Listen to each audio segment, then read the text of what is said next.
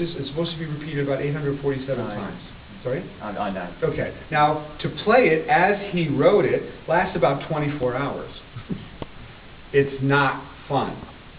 But nobody's going to listen to that. I mean, there are people who do play this, and they have shifts of 8 hours of pianists, and the audience says, I sat through the whole thing. But that's exactly what he didn't want, you know? Satie was against this whole idea about being so literal, which actually destroys the music. There should be something much more trans-musical, transcendental, than just the notes. So I would say that when Satie wrote these notes, okay, from our 21st century perspective, or we can even think about the late 20th century, we don't hear things in the same way. There's a purity in some things that Satie wrote, you know, when you really think about it.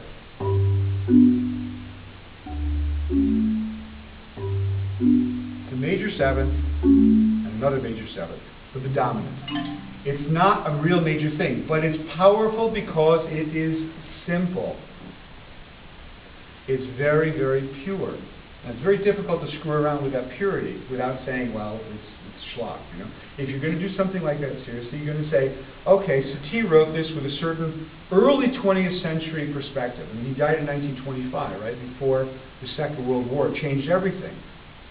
Our feelings today are not the feelings of people 100 years ago, because we know a lot more. When you look at the DVDs, right, when you look at the amount of information we have available, we can get into the lives of so many people that we could never do 100 years ago, because we have the ability to experience their feelings. We can read their thoughts. There's everything through the internet. We can be multilingual. We can listen to 100 different types of music in a single day. That access to listening changes the way we listen. So Satie might have had a certain way of writing that music. How we look at that is our input. Okay? And I'm thinking it's important to realize, yes, he was a piano composer. I think he wrote very, very little outside of the piano world. And I think that if we're going to say, because he wrote for the piano, we have to stay inside a piano concept, I would say that's as bogus as staying inside a marimba concept. We want to stay inside music. And there are some things that are simply unknowable. There's some things that are mystical. Okay? This particular piece that I mentioned, Vexations, comes from a collection of 3 pieces called the Page Mystique, the mystical pages. Now, every time that you're confronted with something written down, realize that it's only a sketch. It can't be much more than a sketch, any more than a black and white lithograph represents the person who you love. That sketch is only like a mere indication.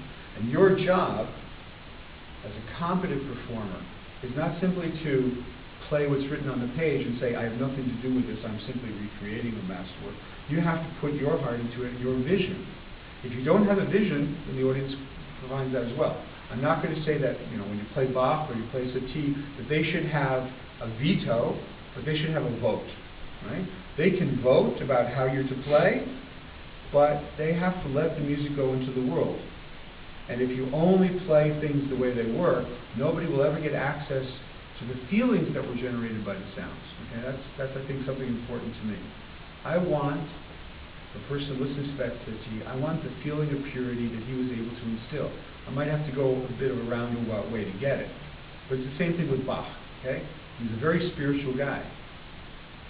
In a way that people don't really worship that way anymore. To get their music back to the place where it was, we have to maybe make ourselves a little bit simple to have that direct connection. Imagine God is in the room talking to you. You know, are you going to tell him about how you practice the one-handed technique all day?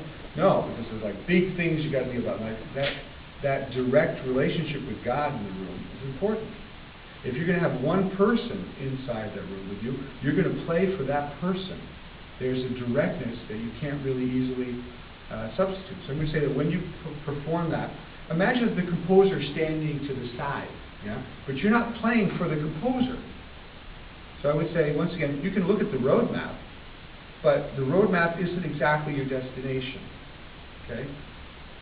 In my opinion, when you listen to that recording that you just made in the studio, if the music touches you, your own recording, if that touches you, then you've got where you wanted to be. Right? As a performer and as a listener, you integrate yourself. You integrate your thoughts, your hands, your eyes, and your ears, and then you turn that into a cycle of energy. As long as that cycle continues, you can give it out to the public and you don't have to worry because you're not losing anything. You get it back. If you think, however, I have done this correctly, then you're not able to touch anybody any more than a lawyer is. Okay? I don't want nothing against lawyers, but that's something else. Okay?